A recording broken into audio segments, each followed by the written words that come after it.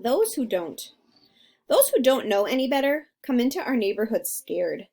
They think we're dangerous. They think we will attack them with shiny knives. They are stupid people who are lost and got here by mistake. But we aren't afraid.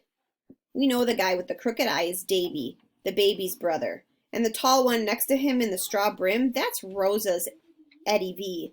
And the big one that looks like a dumb grown man, he's Fat Boy, though he's not fat anymore, nor a boy. All brown all around, we are safe. But watch us drive into a neighborhood of another color, and our knees go shakety shake, and our car windows get rolled up tight, and our eyes look straight. Yeah, that is how it goes and goes. There was an old woman, she had so many children, she didn't know what to do.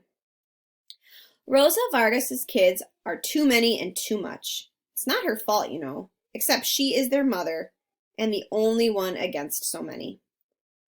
They are those bad Vargases. And how can they help it with only one mother who is tired all the time from buttoning and bottling and babying and who cries every day for the man who left without leaving $1 for bologna or a note explaining how come? The kids bend trees and bounce between cars and dangle upside down from knees and almost break like fancy museum vases you can't replace. They think it's funny. They are without respect for all things living, including themselves. But after a while you get tired of being worried about kids who aren't even yours. One day they are playing chicken on Mr. Benny's roof. Mr. Benny says, "Hey, ain't you kids no better than to be swinging up there? Come down. You come down right now." And then they just spit. See, that's what I mean. No wonder everybody gave up. Just stopped looking out when little Ephraim chipped his bucktooth on the parking lot meter, and didn't even stop Refugia from getting her head stuck between two slats in the back gate.